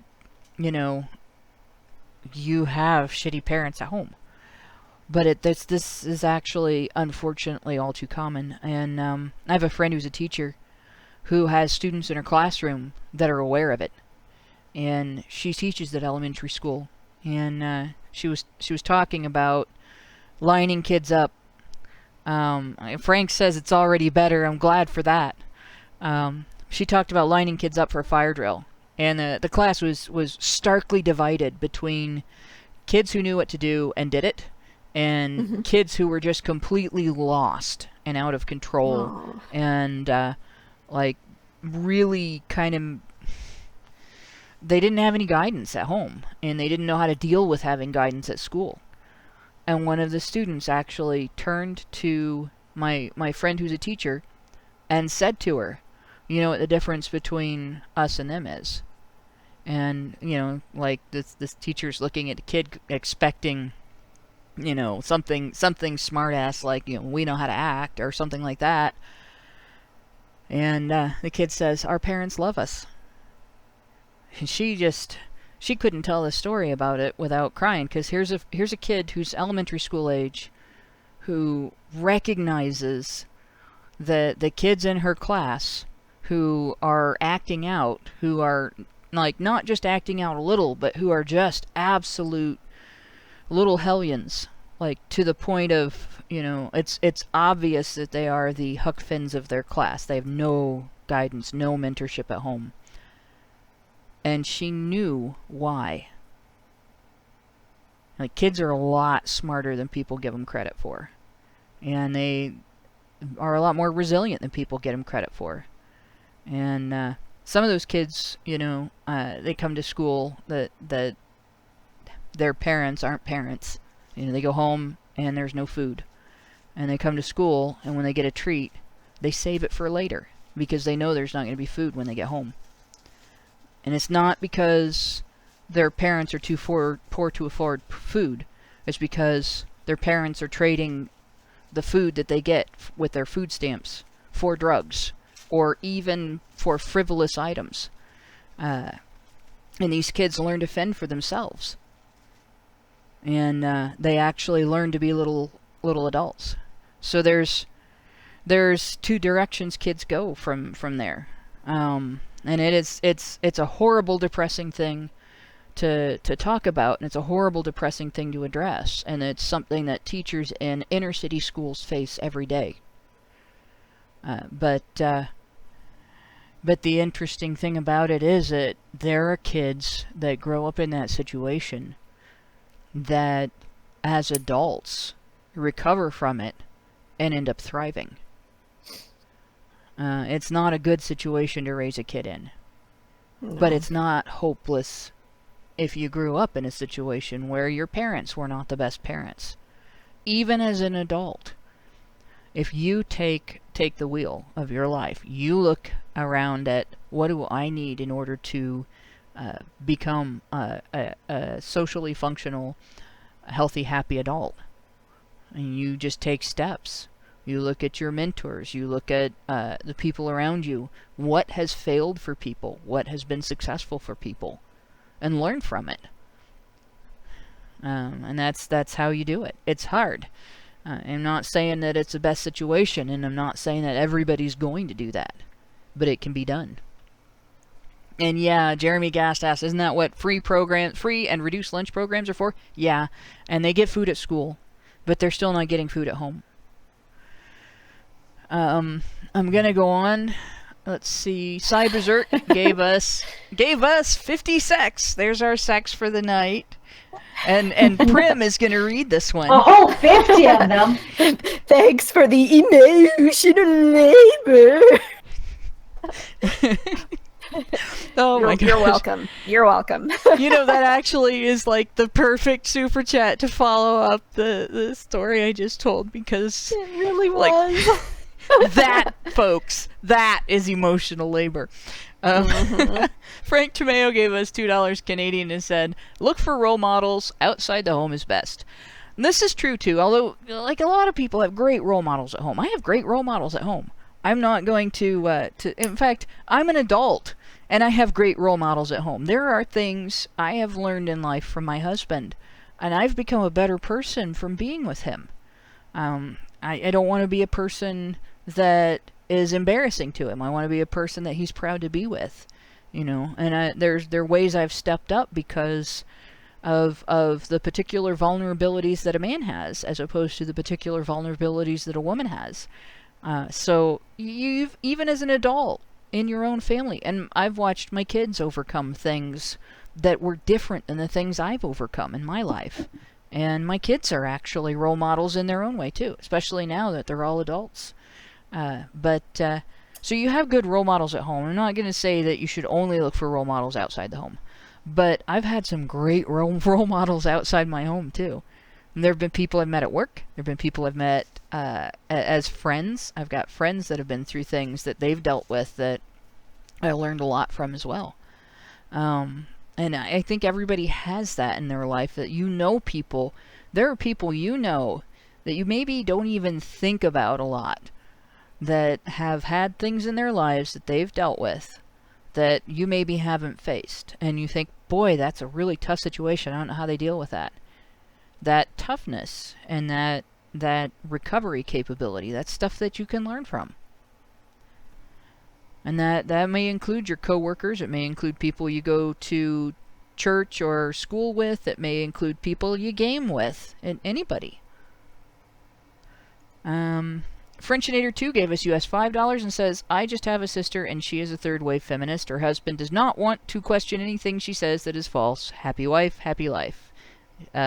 Sort of anguished face. Yeah. That sounds about right. Anguished face. Yeah. Happy. This one's why I don't recommend traditional marriage counseling to very many people, because it's sort of the attitude that traditional marriage counselors have. And I've also noticed from people that I know that what happens with marriage counseling is you go in and the wife talks about her complaints, and the marriage counselor helps the husband work through those complaints, and then it's the husband's turn to talk about his complaints, and the wife decides marriage counseling is over, and they don't go anymore. And that's pretty consistent.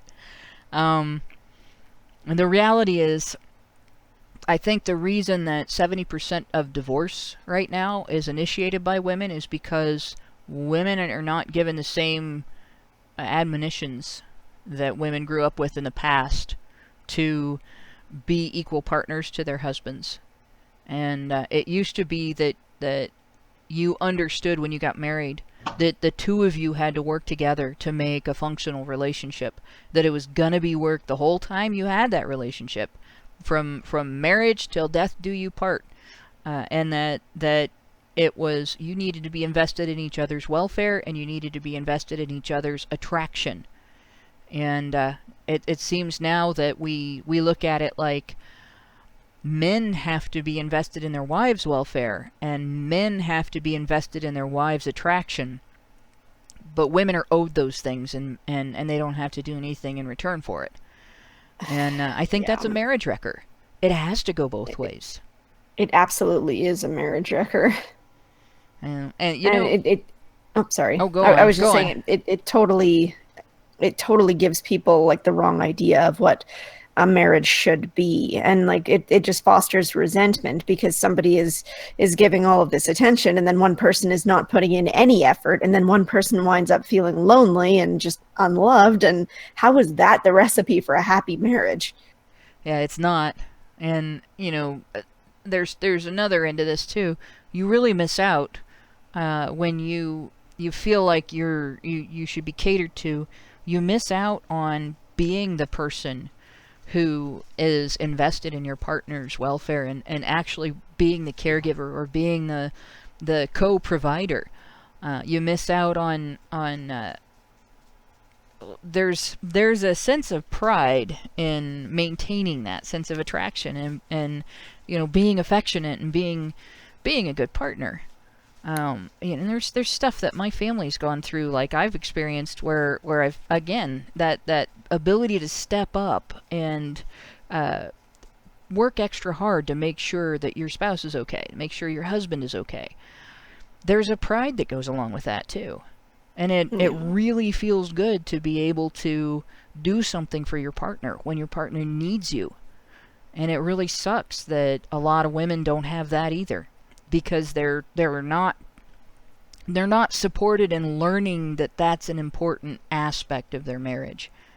That is one of the things that makes me sad. I think a lot of it actually even goes back to before the marriage even starts. We kind of have this idea that, or a common knowledge that, little girls have their dads wrapped around their finger by the time they're 3 years old. That's a common little saying that, and it is true, because, men do, in my opinion, men do most everything they do for women. They give to women all the time. Emotional labor, physical labor, all of it is for women in the end, as far as I've observed. Right. Now, so on that note, I mean, imagine having, and men really respond to vulnerability. Like that's a trick. If feminists were to ever understand that being an aggressive asshole in someone's face is the opposite of what you need to wrap a man around your finger, and just be vulnerable and weak. I mean, that's why Anita made so much money as she did after being harassed, because men give to those who they perceive as vulnerable. So combine feminine and vulnerable in a little girl, and a man's just he's done. That he will do anything and everything. And a lot of times, obviously not all fathers are the same, but for the most part, in general, fathers will spoil their little girl in terms of how she's allowed to treat him. So not only is she given everything that she ever wants because she's a little girl, but she is also allowed to say whatever mean, disparaging, disregarding thing she can or wants to about her dad, and it'll be either laughed off as cute or encouraged as cute, or laughed off, or whatever, but she won't be punished for it. So we start already with a terrible combination of things. And then as that girl grows older, all she has around her, people telling her how her thoughts, her feelings, her everything matters more than anyone else's. More than a man's, for sure. And so we not only live in a particular culture, but women are especially entrenched in this idea of looking inward in the worst possible way. It's not actually looking inward and examining and changing yourself. It is focusing on all internal feelings and nothing else. So they cannot be a partner they cannot help their partner, because they don't know what it's like to not be selfish. They are literally constantly, I think it's a disability. I think that's one of the ways in which feminism is destroying female minds and lives, is by disabling them, by giving them everything. It is the spoiled child syndrome times a million, because it continues into their life later. And that's where we have all the cluster B personality disorders. They're intrinsically tied to lack of discipline and a complete leeway in everything, and lack of self-discipline, lack of self-soothing, and ability to control one's emotions and understand that emotions are bullshit. It is your brain telling you some stuff, like the momentary, like, oh, I don't want to, or oh, that feels bad, or oh, I feel that. You can overcome all that, and that's what men do every fucking day. They don't have a choice. They're not going to cry about their boo-boo because nobody's going to listen. If anything, someone's going to kick them and give them a bigger boo-boo. So, but girls are uniquely privileged in their ability to focus on their emotions and expel those emotions onto others, and never have to do anything for anyone else. So because of that, over a long time, you end up being in this position that you cannot physically feel the dopamine. You cannot feel the reward of being there for your partner. Firstly, because you've never been in need and had someone come to you, and so you don't know what it's like to be in need and have some warm hand come in and help you with that. So there's no empathy in that sense. And secondly, they're never practiced this magical fucking thing, which is giving love to others actually makes you feel loved. I know it sounds crazy, but it's fucking true. It's oxytocin, it's neuroscience, it is psychology, it is just how our brain works. It's one of those things where if you smile, or if you notice your face shape right now, and then you put it in a more pleasant, in a more smiling position, you will actually feel better fucking immediately. So there's a lot of really interesting things that have to do with how the feedback loops of the brain work. And so by expressing love, you will actually feel love. Even though nobody's loving you, nobody's giving you things, you will actually feel that warm oxytocin, sort of even the reward of dopamine, all of that goodness by caring for someone else. And because I've never practiced doing that, which actually that's one of my advice for one of the advices I give to people is go to a soup kitchen, go to anywhere where you can volunteer. When you feel depressed, when you feel horrible, when you need help the most, go help someone who is like without a house, without anything, with like a terminal child disease, something where you can give to those objectively less fortunate than you, and you will actually feel loved. It's amazing. But so back to my point, they over the experience of the female life, they do not have to, unless they're more Asperger's, or unless they've been bullied, or sort of never had like found a clique that accepted them. But if you're talking about general women that mesh well in society, that have many girlfriends, that have the typical basic bitch, whatever you want to call it, thing, they will have led their lives up until they're 25 or 30. They have led their lives in a complete solipsistic, self-focused way. And so it will be potentially impossible for them to even feel that reward of helping their partner unless they've been practicing it or even know that that's a problem. So it's not so much as it's sad that they will never get to feel that because they don't try. It's that they may be doing it and still incapable of feeling it because of the deep self-absorption that is encouraged in women. And it's one of the other things that I noticed. There's a big difference between girls raised by single moms and girls raised in two-parent households, or girls whose fathers are involved in their lives, even if their parents are divorced. They're better able to have that two-way dedication, and that they understand a little more when their mother has made an effort to remain close to and work with their father one way or another. They have that two-way communication, and if they have a mother figure that has demonstrated that, and they learn that as well. So I've had friends that I grew up with that didn't have that situation, where they didn't have cooperation between their mother and their father, and they didn't have dedication. They didn't see dedication to their father in their mother, and they were definitely much more self-focused, and they definitely were much more handicapped in terms of being able to be a supportive and loving spouse. So there's another aspect: father involvement and mother dedication to father involvement, and how it is quite vital to the development of both sexes, and that's one way in which it's vital to the development of little girls. Going on to the next, this one is also topical. Hokibukisa gave us $1.99 and said, "The super chats are outpacing you." Yeah, I'm getting run over by super chats, guys. Abuse. It's terrible. Can you see the abuse inherent in the super chat system? Frenchinator 2 gave us US $5 and said, "Chimps kill members of other tribes. Almost like tribalism is not unique to humans. You only care about the people in your, quote, tribe." Yeah, tribalism's not unique to humans. I think what's unique to humans is our awareness of it and our ability and efforts to try to mitigate the dysfunctional aspects of it. I don't think a lot of other creatures are as adept at that. I don't think they're as aware of that, and I don't think they're as likely to try to overcome it. I mean, you do see stories here and there of animals doing things that are abnormal for animals, being altruistic toward other animals, where humans can't necessarily make sense of what they're doing.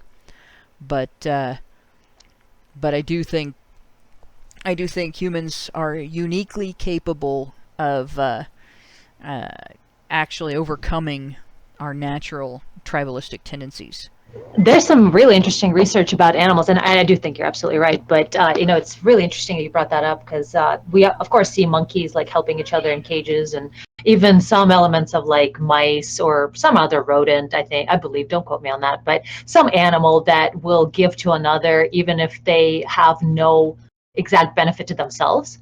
They've actually found things like that in animals, and also which to me, actually, I believe stuff like that is more tribalistic than not. So I think it's more the way the animal studies do it is it's between the same species. It's between the same kind of animal. And the way altruism has developed and why we see it in nature so often, and why one shot game theory is wrong and replaced by evolutionary game theory, is because when groups compete with other groups, which is a species competing with another species, it helps them to win by cooperating within the group. So competition between individuals makes the individuals stronger, but competition between groups, when the groups that cooperate, makes those groups stronger. So these animals are cooperating in their group, in their species, and that's why they're cooperating, because it's just one of those strategies that works the best for group competition. But I could almost see that as a tribalistic thing because they're only helping sort of their own kind. Another interesting thing to completely turn that all around is that there's been some studies found about rats that show that rats know what humans are dangerous, and they also know what humans give them treats, and they will prefer those humans, and they will, favor them, or see them as more a part of their group than other humans when they've given them things. So we have this like cross species communication that has to do with helping each other, and yeah, I definitely think a lot of animals, in fact, if you look at some pictures or videos on the YouTubes, there are cross-species friendships everywhere. And of course, we do know about the animals that help each other, like the little fish eat the stuff on the big fish, or like the little birds help the rhinos. We know about that. But these are videos of animals playing together. So like, I don't know, like a parrot and a pony, like something completely ridiculous, like, or a hedgehog and a hummingbird, like something utterly ridiculous, that are, palling around and playing with each other. And I don't think it's necessarily uniquely human ability to look past a tribe, but I do think it is a uniquely a thing that has to do with consciousness. So the higher the consciousness of a being, the more they can either differentiate between themselves and others, or what is more likely is see everything so much part of one thing. Because the more intelligent you get, the more you understand that there's, the butterfly effect is in effect all the time. There's cascades of events. Everything affects everything else. So, it's actually we are not really separate from each other. We all affect each other, some more directly than others. But as humans, as species on this planet, we interact with each other and change each other. So we all really are one. And so I think and that's where tribalism disappears. Because the greater the intelligence, the greater is the understanding of our interconnectedness, the greater is the ability to not fall into the pitfall of a tribe mentality. Yeah, I think that's where humanity's intelligence comes in. Is we're capable of not just bonding with other outside the tribe, others, but recognizing intellectually what's going on, and recognizing the function and dysfunctioning of it, and making a deliberate effort to try to mitigate things, rather than, like, I know animals can bond occasionally outside of their what would normally be their tribalism, but I'm not sure they necessarily have a cognitive understanding of it. Not all of them, anyway. But going on to the next super chats, we have Tyler Preston gave us US $20 and said, "Feminists want to raise kids John Money style." And I think if we let feminists succeed at that, we will have multitudes of David Reimers. In that instance, David Reimer, John Money was involved in the sex reassignment of a boy whose botched circumcision led to severe damage to his genitals, and so they made him a girl, basically. Yeah, which they didn't. They made him look like a girl. Yeah, and then an awful story. He got to a certain age and he realized, that he was very different, and started asking questions and finding things out, and he learned what happened to him. He eventually committed suicide. Feminists need to understand that their beliefs about gender are no more universal than... I mean, there are things that they have come up with that are applicable in people's lives, but they want to compartmentalize things too much, and they want to set things in stone that should not be set in stone, and impose beliefs on people about gender fluidity that are just not true. And they will lead to more death than anything. They will lead to people ending up with so much cognitive dissonance, so discombobulated, that they cannot deal with their lives. But that's true of a lot of feminist theory. Mr. Robato gave us US $2 and said, as males retain duties till 18, they act as primary. That's too truncated for me to know what you were referring to. I'm assuming it's related to maybe... Well, and then it goes on. Mr. Robato gave us another US $2 and said, female secondary within reason, thus allowing... and then it's a picture of a plant. So I'm assuming it's related to the relationship factor between like the romantic relationship or the partner relationship. If I'm wrong, let me know. But if that's the case, yeah, that's something that guys have to take responsibility at an earlier age in ways that gals don't necessarily until they're legal adults. I've noticed that in terms of dating and in terms of sibling relationships, even in terms of simple things like dealing with bullies. You know, my younger brother, 2 years younger than me in elementary school, began attempting to protect me from bullies when he was bullies that he was much younger than. When he was still little. He was bigger than me, but that was something that was gendered. That was absolutely gendered.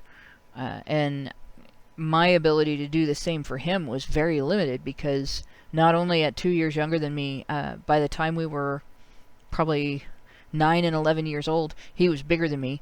But he was stronger and faster and in a lot of ways smarter. So it wasn't something that... There were ways I could reciprocate. If girls picked on him, he couldn't hit them back, but I could. But there's a lot of ways in which my little brother protected me when I was a kid. And I see this with a lot of friends' siblings. I see this with a lot of kids in the neighborhood. The boys sort of protect the girls, both from bullies their age and even from adult strangers. Going on, here's where we had a bunch of stuff posted in the chat so I could transfer from computer to computer. Frenchinator 2 gave us US $2 and said, phallus training. I'm assuming you mean sex education in school. Then we have Frank Tomeo gave us US $2. Yeah. Frank Tomeo gave us Canadian $2 and says, Stanley rules. Can't say that enough. And that is true. That Stanley is a wise man. Then we have Frank Tomeo gave us US $2 and said, Hannah with a bullwhip. Wow. Well, the answer to that is just don't piss me off too much. I am kidding. Let's see. Philerator gave us $10 Canadian and says, Hannah's school is of discipline, ? The mind boggles. My school of discipline, yeah, to be honest, my school of discipline is the annoy you and make you think school of discipline. And I'm not going to go into that because it's 10 o'clock already. Frenchinator 2 gave us $5 and said, like the first wave, feminists had horrible fathers, went to all men from there, going this is just the way men are. Yeah, I don't know enough about the parentage of first wave feminists to get into that. It's possible.